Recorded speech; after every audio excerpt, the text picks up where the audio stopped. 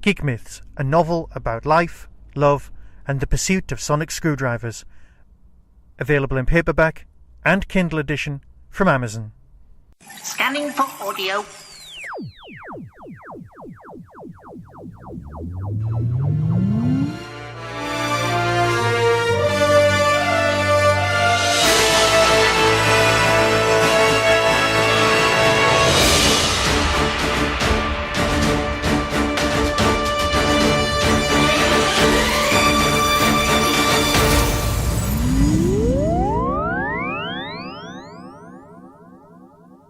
Welcome to a Tin Dog Podcast. Good morning. Alright, it might be evening, it might be afternoon. Whatever time zone you're in, hello. This time I'll be talking about Series 6, I know, 6, of Unit. That's New Unit, obviously. Unit. Nope, that never did catch on, did it? It should have caught. It's Osgood, it's Shindy, it's Kate, it's the usual suspects. And you know what? I'm so used to them being here that I need to remind myself constantly that with a couple of exceptions, none of these people have been on TV. I'd like Chris Chibnall to fix that. I really would. And I'd like him to have these fantastic characters make an appearance on TV. I mean, it's not like none of them look like the people that they're supposed to be playing. So, Cyber Reality. It's one big Dobbin story.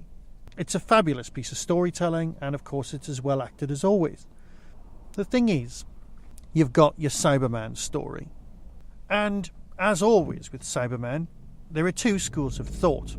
The first school of thought is, let's have a Cyberman whose design is different from the Cybermen who've gone before, because there are lots of different factions of Cybermen. They're always constantly updating themselves, and that's fine. There's the real world version, which is where you've got, oh, it's a new doctor, let's have a slightly new design so we can shift more toys. Or give them new powers, which won't matter, which won't help.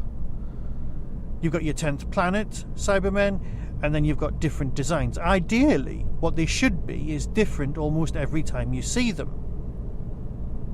So when it comes to this story, I heard it long before I saw the cover, which is perfectly reasonable and perfectly fine. So in my head, these Cybermen were different. They had a different design to the, let's call them the 12th Doctor current design, although the 12th Doctor in most people's eyes is going to be the, well, 10th planet redesigned and so on. But we're talking the Nightmare in Silver kind of Cybermen. Nice costumes, perfectly understandable, but I never did like the running. The running is what put me off. It just doesn't work.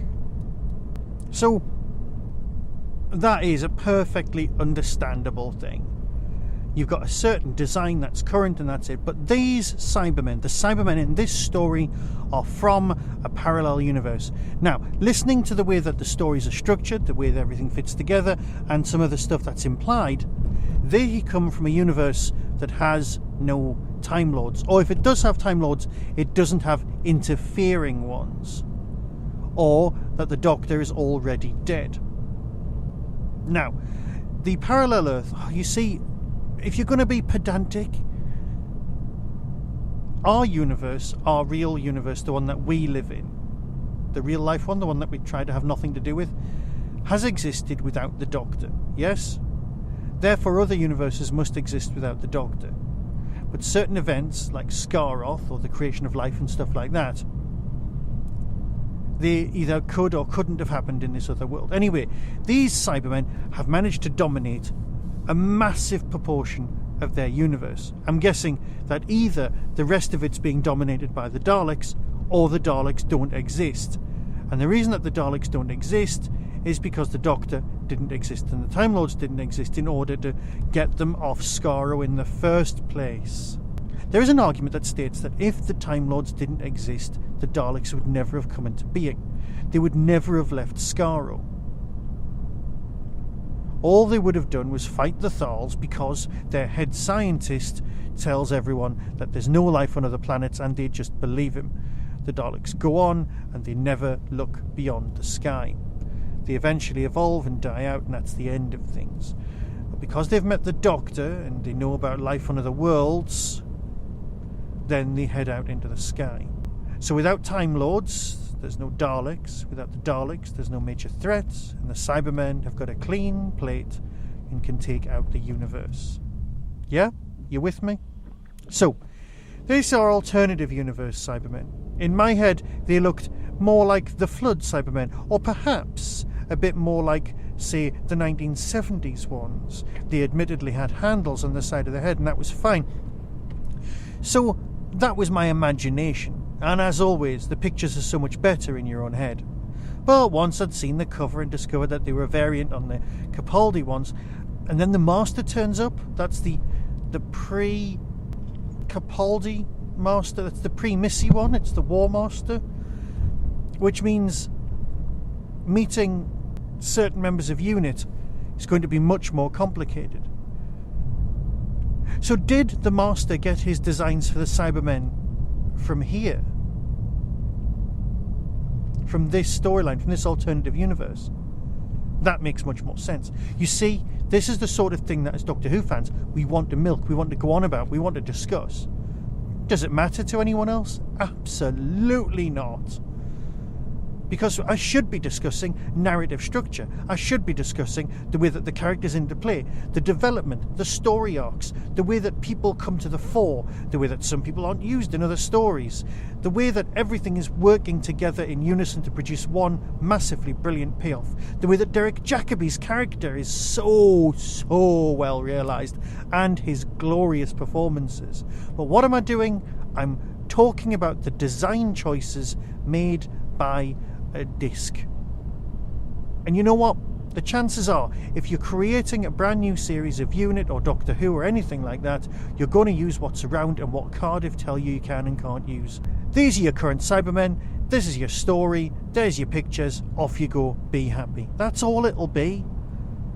I'm fixating on the minutiae when I should be fixating on the gloriousness of this entire production. Yes, it did feel a little lackluster at the beginning.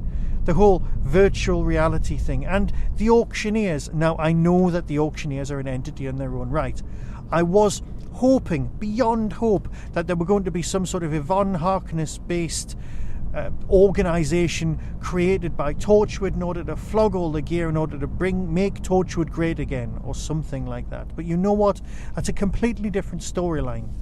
Yes, you can have crossovers. I mean, let's face it, in the last Torchwood story, people were raiding a UNIT storage facility. So the lines at the edge are crossing over. So that's fine. I can live with all of this. However, did it hold me enraptured? Well, you know what? It did. It did in the last two stories. All of the groundwork was laid in. Perhaps it's because I was listening to this while I was at work. But I suspect not, because the story truly gripped me as things went on. Once the Cybermen actually turn up in the story, once Derek Jacobi's currently present, all of these things grab you. But without the groundwork laid in by the first two stories, well, that works. Here's the synopsis for story number 1. Game Theory by Matt Fitton. Sam Bishop is missing, lost at sea, imprisoned with a valuable hostage. Unit's troubleshooter will need all his skills to survive. To save their comrade, Kate Stewart and Osgood are offered a deadly challenge, but this game might be impossible to win. As you can tell, there's a lot of running around, there's a lot of virtual reality thing going on. And of course, you've got to figure out what exactly is going on with our missing characters. Sam was gone last time. He just wasn't there in the box set, and he was noticeable by his absence. If you get the chance, listen to the extras, and then you'll learn a lot more about these people. But as virtual reality goggle storylines go, it's a lot better than some of the other stuff we've experienced over the years through sci-fi. They're always going to be a quest to use modern technology, stuff that's relevant, that's out now, in order to paste it into Doctor Who stories. We've had 3D printers and autons. That was genius. And now we've got virtual reality goggles and Cybermen. It's a no-brainer.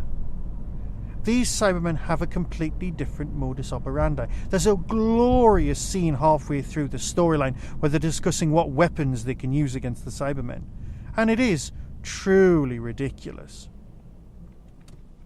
Is it going to be nail varnish? Is it going to be gold? Is it going to be an emotion gun? Is it going to be this or this or this? And you basically have to go through everything. Because every Cyberman has a different weakness, and that's brilliant. It's not discontinuity. It's the world of upgrades. Yes, we've got a problem. Yes, let's fix this. Why the Silver Nemesis Cybermen are allergic to gold is beyond me. They're actually allergic to it if you watch the story. It's not the dust clogging up their filtration units. They're actually scared of a gold coin. They might as well all shout, "Run away!" Look, that's another story and I'm reviewing something else. This is a cracking yarn, it is. Here's the synopsis for story number 2. 6.2 Telepresence by Guy Adams. Testing salvaged equipment, Osgood leads Colonel Shindy and Josh Carter on a strange expedition into uncharted territory, a virtual world. When the team is attacked, Kate tries to assist, but it seems the technology itself is doing all it can to keep her apart from her people. Things are definitely moving along. We've got our core group, our adventurers, are now using virtual reality or a version of it. Think more experienced reality from that Pertwee story. That's the one on radio? Yeah, I know. And that's a lot closer to what's going on here. It does smack of original unit, where you've got your main unexpendable crew all in virtual reality, all strapped into the experimental kit. Because in real life, you'd probably not send this crew. You'd keep Osgood back. But it's nice that they're exploring the world. It's tremendously well realised. It's definitely, I think, best practice to have the script editors editing each other's work. If you've got a pair of writers, having each other edit each other's work, alright, there's going to be some egos at play, but if you can switch your egos off, you're going to end up with some stormingly good stuff. And that's what's coming out here.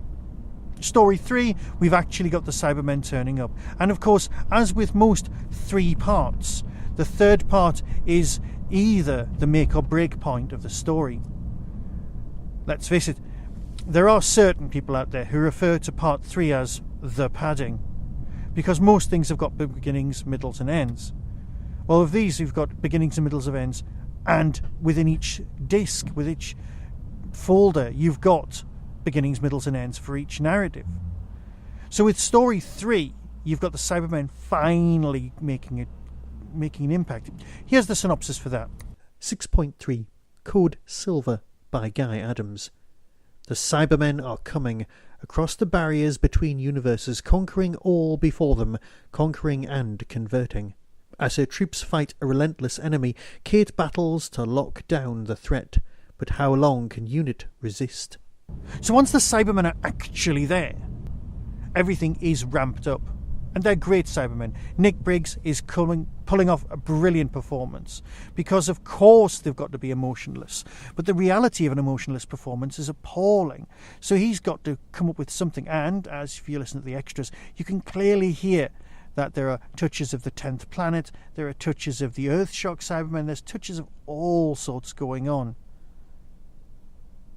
And you can clearly tell that they're not Cybermen you've come across before. They are alternative universe ones. And that is brilliant. That is why, in my head, they looked slightly different. Yes, they've got the jug-eared handles, but then again, so have the vowed. So, bringing us up to part 4, and of course, well, here's the synopsis, and then I'll talk about it as much as I can. 6.4 Master of Worlds by Matt Fitton.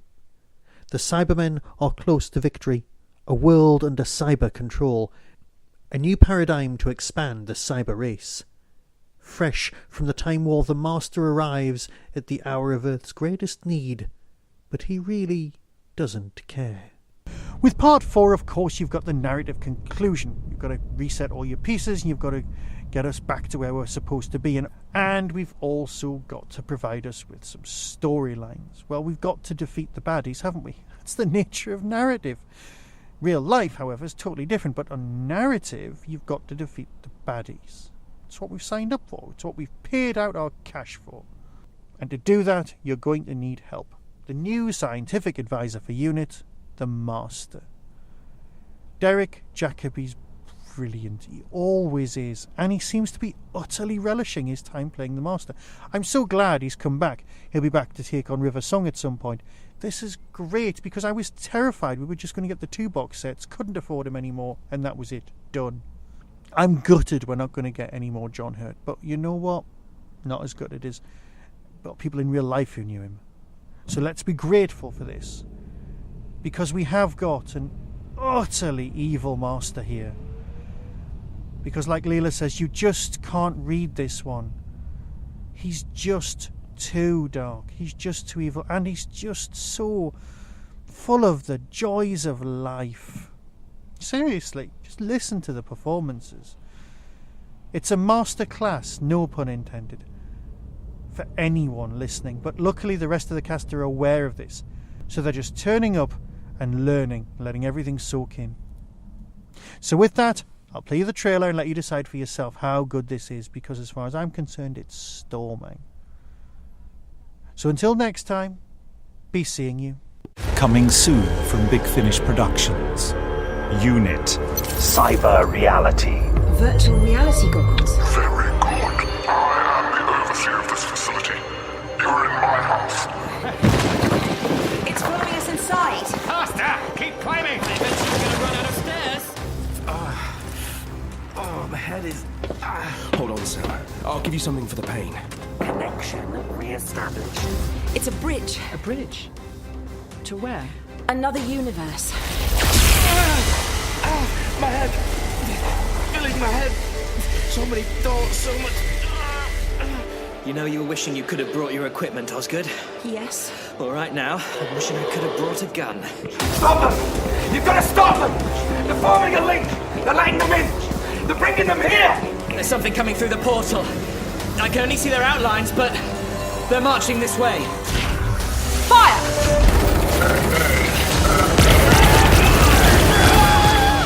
I am the Master!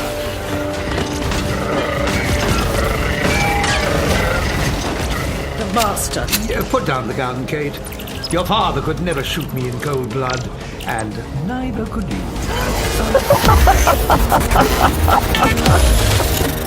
Big Finish. We love stories. Shall we save the world?